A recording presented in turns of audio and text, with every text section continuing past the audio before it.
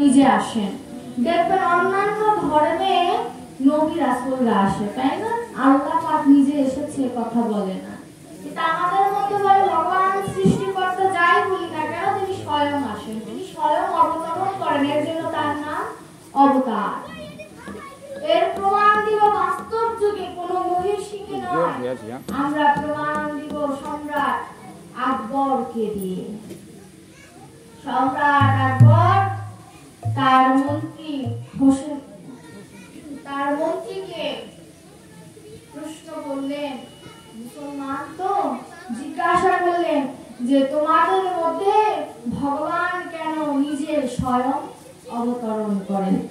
মন্ত্রী বললেন, বীরবল, মন্ত্রীর নাম হচ্ছে বীরবল, মন্ত্রী বললেন যে আমি একটু ভেবে চিন্তে উত্তর দিব। এটি একটি সাধুর লক্ষণ। সনাতন ধর্ম একটি গাছের ন্যায়, তুলসী বৃক্ষের নাই। তুলসী বৃক্ষের যেমন যত শাখা পোশাখা আছে, তার থেকেও বেশি হচ্ছে আমার ধর্মের, সনাতন ধর্মের শাখা পোশাখা। যত মত তত পথ, একটি কথা তো আমরা সকলেই জানি। তো বীরবল বললেন যে সম্রাট, আমি প্রশ্নটি ভেবে চিন্তে আপনাকে উত্তর দিব। তো ঠিক আছে, আকবর অপেক্ষায় রয়েছেন। এমন সময় একদিন ভ্রমণ করবেন তিনি। ভ্রমণ করতে যাবেন, তো তার একটি ছোট পুত্র ছিল। মনোযোগ দিয়ে শুনবেন কেন ভগবান আসে। তার ছোট একটি পুত্র ছিল, পুত্রের নাম সেলিম। বীরবল ভাবলেন প্রশ্নের উত্তর দেওয়ার সময় এসে গেছে। সম্রাটকে বললেন, সম্রাট, আপনার পুত্র সেলিম আমাদের সাথে নৌকা ভ্রমণ করতে যেতে চায়। বললেন ঠিক আছে, ছোট পুত্র তো নিয়ে চলো। এমন সময় তিনি সেলিমকে নিয়ে একটি সেলিমের কাঠের পুতুল দিয়ে তৈরি করে একটি পুতুল জাহাজে নিয়ে গেছেন। আকবর তো আর দেখতে যাননি তার পুত্র এসেছে কিনা। নৌকা ভ্রমণ করতে করতে সেলিমের যে কাঠ পুতুলি, সেই পুতুলি নদীতে ফেলে দিলেন। আর বীরবল বলছে, সম্রাট, আপনার পুত্র নদীতে পড়ে গেছে। আকবর আর কোনো দিকে না তাকিয়ে নদীতে ঝাঁপ দিয়েছে। নদীতে ঝাঁপ দিয়ে যখন দেখে এটি তার পুত্র নয়, কাঠপুতলি, তখন তিনি বীরবলকে রাগান্বিত ভাবে বললেন, এত বড় সাহস আমার সাথে হাস্য নাটক রচনা করো, তুমি জানতে পারো তোমাকে আমি মৃত্যুদণ্ড দিতে পারি। বীরবল মাথা ঠান্ডা করে বললেন যে সম্রাট, আপনার প্রশ্নের উত্তর দেওয়ার জন্য আমি নাটকের রচনা করেছি। আপনি আমাকে জিজ্ঞেস করেছিলেন না ভগবান কেন আসে, এবার আমাদের জন্য কথা শুনে নিন।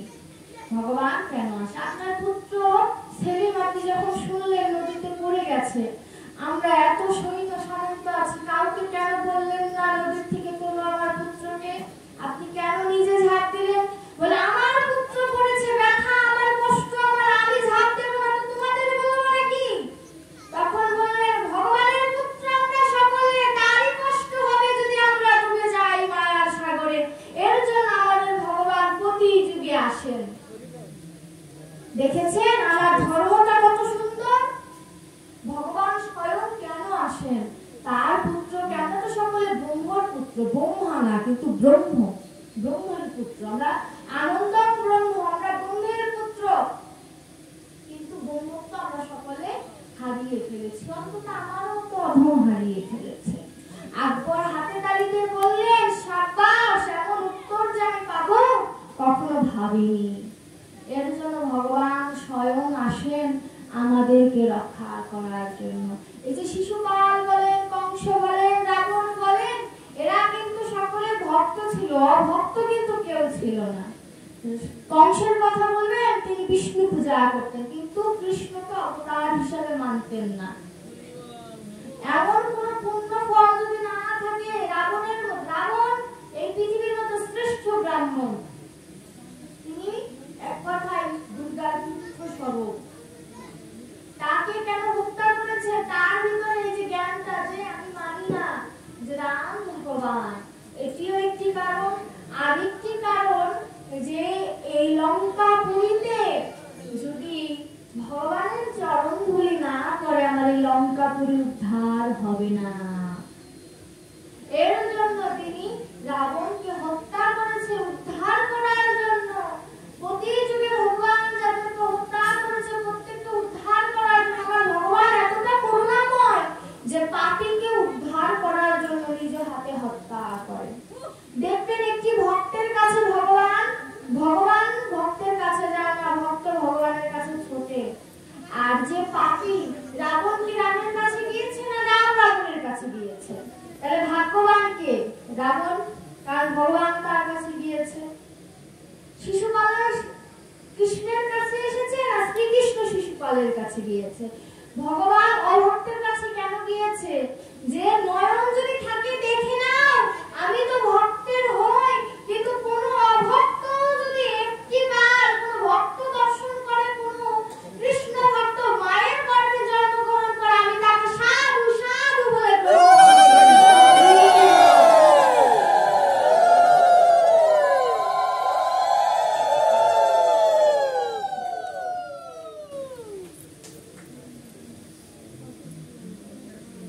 অপিচেত শুদ্রাচার ভজতে মা বন্যভার সাধুরেব সমন্তব্য সম্ভব ব্যবসিত হিসব। নবম অধ্যায়ের একটি শ্লোক, যে শুধু সাধু নয়, কোন অভক্ত দুরাচারীও যদি একবার কৃষ্ণ নাম করে তাকেও আমি সাধু সাধু বলে গ্রহণ করি। তার প্রমাণ হচ্ছে আমার কংস শিশুপাল। তিনি ভক্তকে উদ্ধার করে, কিন্তু ভক্তর সাথে যে লীলা করে মিলন মেলা কোন শাস্ত্রে লেখা নেই, একমাত্র আমার ভাগবত আর চৈতন্য চরিতামৃতে আছে। আর কোন শাস্ত্রে নেই যে ভগবান ভক্তের সাথে মিলিত হয়। এই যে একটা মদনকে চূর্ণ বিচূর্ণ করবে কিভাবে? তিনি মদনকে চূর্ণ বিচূর্ণ করার জন্য রাসের অপেক্ষায় ছিল। কেন? রাসে যারা আসবে তারা প্রকৃত ভক্ত। এই রাসের জন্য হেমন্তকালে রাধারানী সহ সকলে বসন মিলার পরে 1 মাস ব্রত করেছিল কাত্যায়নী পূজার। কি বর চেয়েছিল জানেন? হে মা কাত্যায়নী, তোমার কাছে ধন চাই না, ধন চাই না, পিতা চাই না, পুত্র চাই না, তোমার কাছে চাই ওই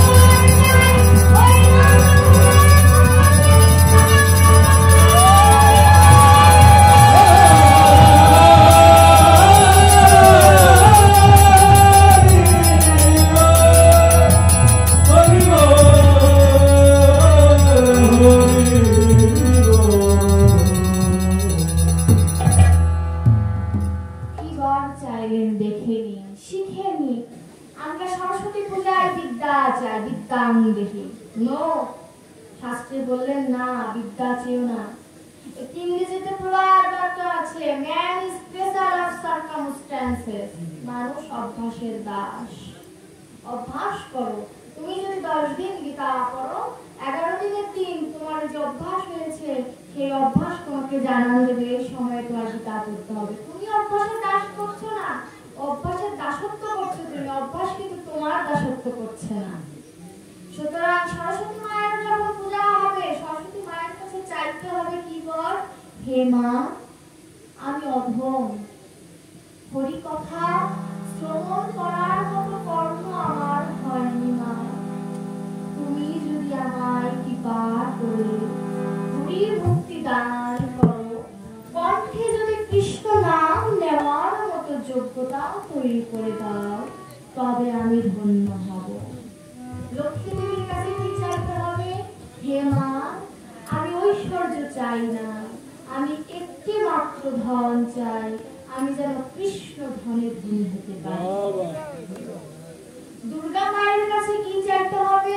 হে মা দশভুজা, তুমি যেমন অসুরকে বধ করেছো, আমি যেন সর্বত্রকে বধ করে কৃষ্ণ নামের ধ্বনি দিয়ে হরে কৃষ্ণ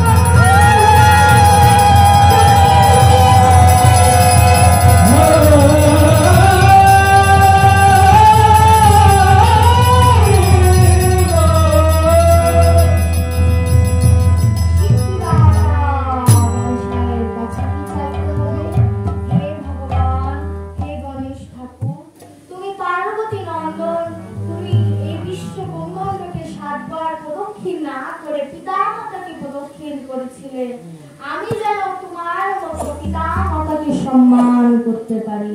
পিতামাতা যেন আমার প্রথম ভগবান হয় এবং দ্বিতীয় বর একটি চাইবো, আমি যেন কৃষ্ণ নামের সিদ্ধি লাভ করতে পারি। কার্তিকের কাছে কি চাইতে হবে? যে হে কার্তিক, আমি তোমার কাছে গুণ চাই না, আমি তোমার কাছে একটি মাত্র ধন চাই। ওই কৃষ্ণ নামের গুণী যে জন, তাকে যেন অন্তরঙ্গ সখী হিসেবে বা সখা হিসেবে পায়। এমন করে সকলের কাছে চাইতে হবে। পঞ্চতত্ত্বের কাছে কি চাইবেন? যে হে অদ্বৈত মহাপ্রভু, তোমার মতো করে যেন তুলসী পত্র নিবেদন করে বলতে পারি, গৌর এসো, আমাদের উদ্ধার করার জন্য তুমি এসো। প্রভু তুমি করুণার সাগর, তুমি দয়া করে এসেছো, তুমি এসো। গদাধরের কাছে চাইতে হবে, তুমি প্রেম ভক্তি দান করো আমাকে। সখী মন্দিরের কাছে চাইতে হবে, তোমাদের মতো করে যেন কৃষ্ণ ভজন করতে পারি। রাধারানীর কাছে চাইতে হবে, তোমার প্রাণ গোবিন্দকে যেন আমরাও প্রাণ গোবিন্দ হিসেবে পাই। এই হচ্ছে চাওয়া। তার সখীগণ কাত্যায়নী মায়ের কাছে চাইলেন, ধন চাই না, জন চাই না, ওই নন্দ ঘোষের পুত্রকে আমরা সকলে একই সময়ে প্রতিরূপে চাই। কাত্যায়নী মা তথাস্তু বলে চলে গেলেন। কাত্যায়নী মা যোগমায়ার একটি অংশ। মহামায়া আর যোগমায়া কিন্তু এক নয়। মহামায়ায় আবৃত আমরা, আর যোগমায়ায় আবৃত সিদ্ধ এবং ভক্ত পুরুষেরা। সুতরাং যোগমায়াকে মহামায়াকে একই সুরে ধরলে হবে না।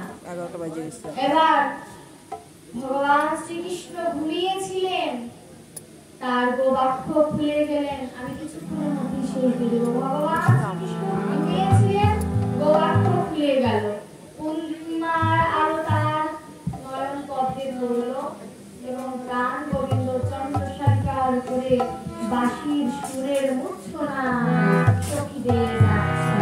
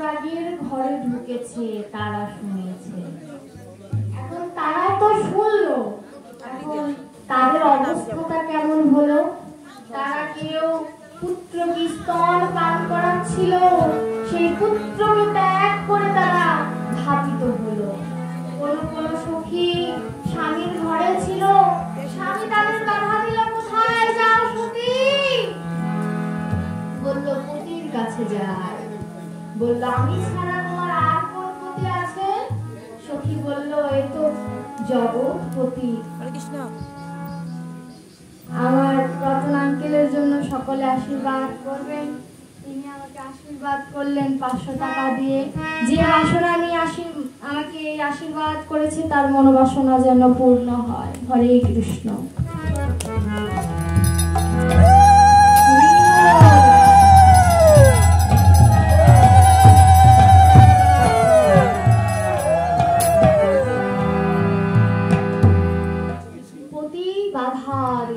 পতিকে বলল যে এই দেহের প্রতি তোমার ভোগের অধিকার, ঠিক আছে, এই দেহকে রইল তোমার দেহ, এই মরে গেলে তো শিয়াল শকুনেও বলে আমার দেহ, তোমার রইল ভোগের দেহ, দেহ ছেড়ে মন চলিল, দেহ ছেড়ে মন চলিল, দেহ ছেড়ে মন চলিল।